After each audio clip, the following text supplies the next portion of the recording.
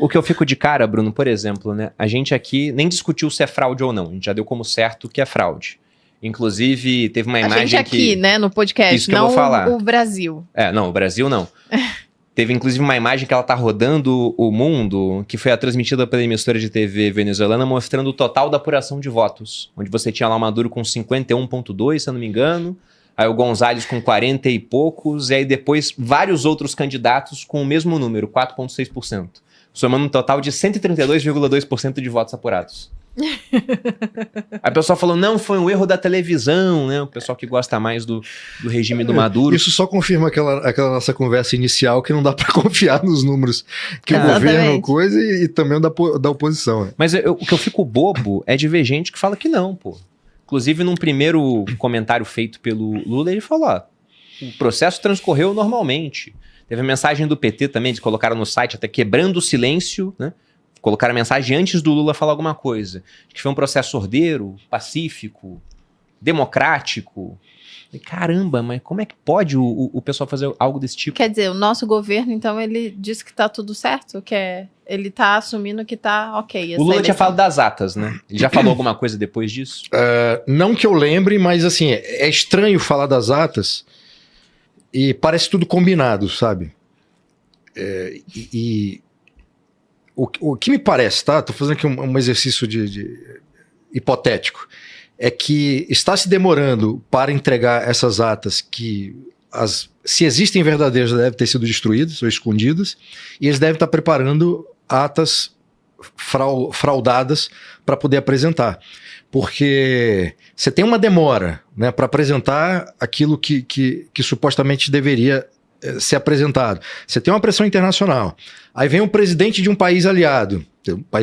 Um presidente aliado do Maduro, que é o presidente do Brasil. E num pronunciamento público, fala em atas. Vamos esperar as atas. Isso tudo é muito estranho. É muito estranho. Então, o que eu acho é que se essas atas forem apresentadas, elas não podem ser consideradas. E tudo parece um jogo de cena. O Celso Amorim, que representa o governo brasileiro nas relações internacionais, estava lá acompanhando, teve conversas com o Maduro. Ele próprio, de início, quando tudo estava sendo questionado, o próprio Celso Amorim falou dessa coisa das atas, e aí depois o Lula vem e fala, é tudo muito, muito estranho, sabe? Então assim, se as atas não aparecerem, confirmam a fraude. Se aparecerem, também vão confirmar a fraude.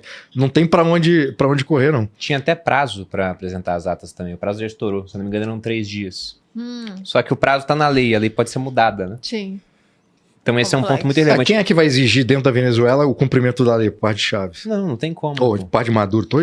Tô ressuscitando o Chaves aqui. E você teve muito cuidado em falar. Você falou assim, um país aliado, e depois pontuou, não. Um país que tem um presidente aliado do Maduro. A posição do nosso presidente não torna o Brasil um país aliado? Porque ele é o chefe de Estado, né? Ele representa o nosso país. É verdade. Formalmente, sim. Só que eu faço essa dissociação para não parecer, pelo menos para o nosso público aqui, que todos os brasileiros apoiam essa farsa. A gente espera que não. A gente espera que não. Uma parte eu acho que não apoia, né? Pelo menos. Mas o Lula é um antigo aliado do regime, desde o Chaves. Depois, quando o Chaves morre e o Maduro assume, o Lula continua sendo um aliado. Então, e para o Lula não é negócio que haja uma mudança no regime, porque ele vai perder um aliado. Havendo a derrubada do Maduro, eu não acredito que vai entrar ali um aliado do Lula, dado o histórico do que está acontecendo. E o PT se antecipou numa nota oficial a reconhecer o resultado da eleição, o que é um negócio risível, provavelmente para pressionar o Lula, porque há uma briga dentro do PT já desde a eleição, na verdade. Então você tem grupos ali dentro que estão disputando espaço de poder. E tem um grupo que é capitaneado pela presidência do PT atual. Então, a minha avaliação é: o PT se antecipou ao Lula, que ainda não deu uma declaração oficial chancelando a fraude, para, com isso, pressionar o Lula a fazê-lo. A leitura que eu faço é essa. Agora, se o Lula vai cair nessa esparrela ou não, o ônus internacional de Lula chancelar isso de imediato é muito grande, porque o Brasil tem negócio com o mundo inteiro. O ônus político, o ônus diplomático é muito grande.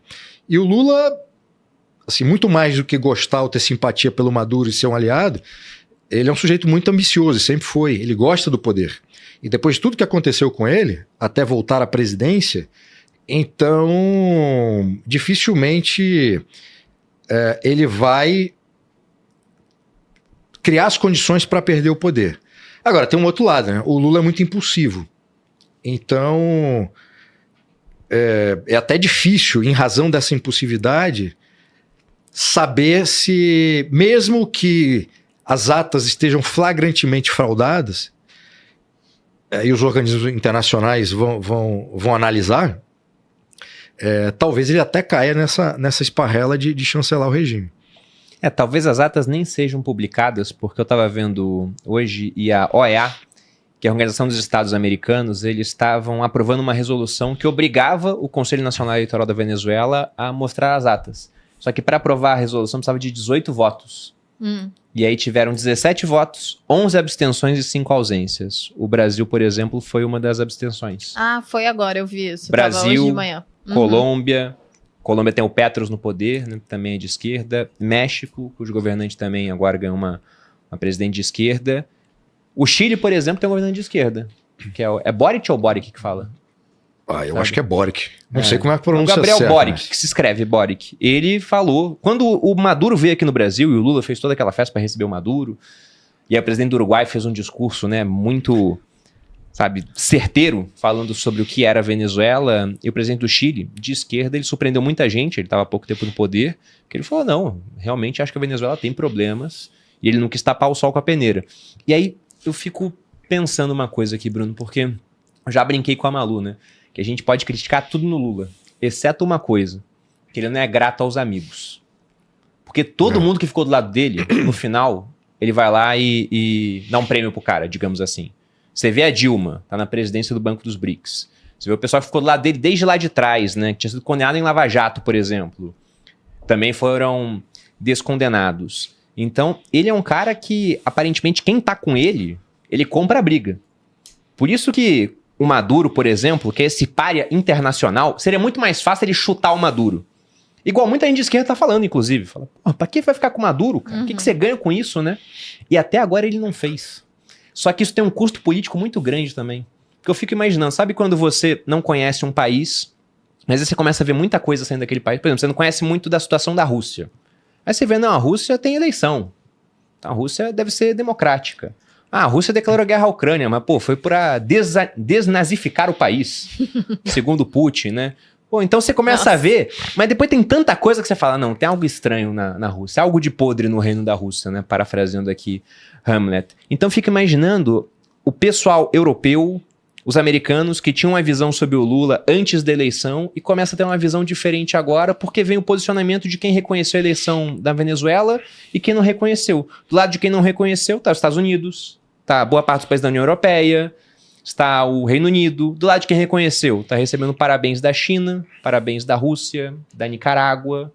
E o Brasil tá meio que em cima do muro ali, né? Já teve parabéns do PT, não teve um formal do Lula ainda, porque ele está pedindo as atas da votação. Mas essa é uma característica antiga do Lula, né? Mesmo que ele tenha algum problema com algum aliado, como foi o caso da Dilma, né? Que o Lula certamente achou que a Dilma ia ser uma espécie enfim, que ele ia controlar a Dilma. Uma testa de ferro dele, assim? Uma marionete, isso.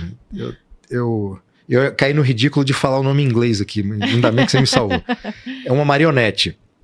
E isso não aconteceu. E a briga deles foi pública e notória, quer dizer.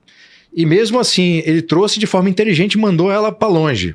Então colocou a Dilma num cargo importante, mas com a distância necessária para ela não perturbar aqui no Brasil. Mas é uma característica, aliás, de um bom político, né? Essa esperteza política, por outro lado, o político que briga com todo mundo, que consegue afastar todo mundo que está à sua volta, ele tem mais dificuldades, inclusive, de exercer o poder. Mas é isso que você falou, cara. Tem essa característica do Lula.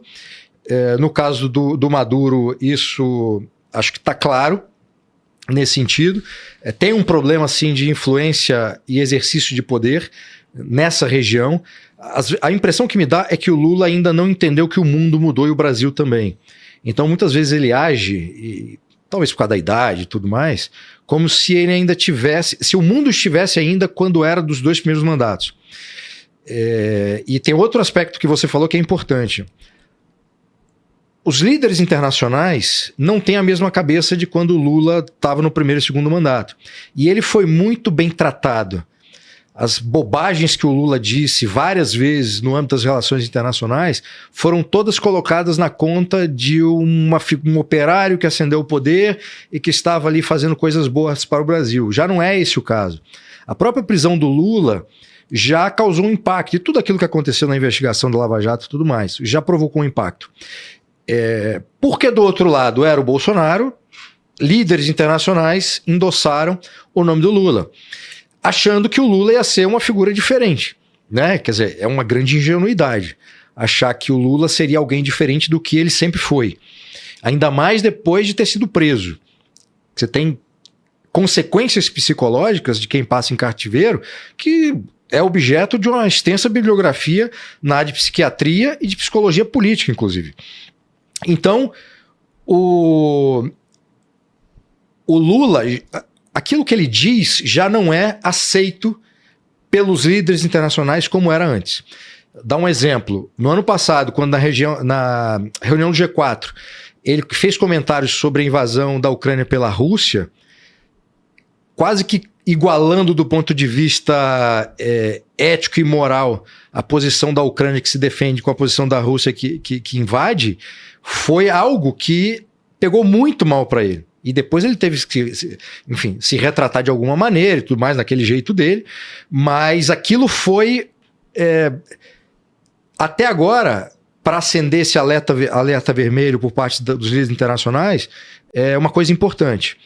Quando, a seguir disso, vem esse problema na Venezuela e o Lula titubeia em condenar o que está acontecendo e não só dá declarações como se estivesse tudo normal, como se não tivesse nada de anormal naquele país, aí isso só é mais um ingrediente importante para essa desconfiança internacional.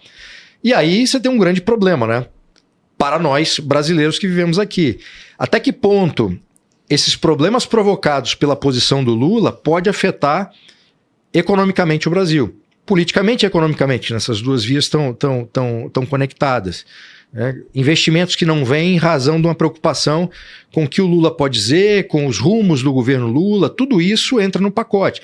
Então, como essas coisas estão conectadas, a gente não pode dissociar uma declaração ou declarações como essa do Lula, seja em relação à Ucrânia, seja em relação à Venezuela, dissociar isso de um efeito concreto nas nossas vidas. Porque se começa a haver empecilhos de ordem política e econômica para que investimento estrangeiro ou negócios feitos por empresas brasileiras no exterior, tudo isso seja prejudicado, aí nós temos um problema para além do problema político.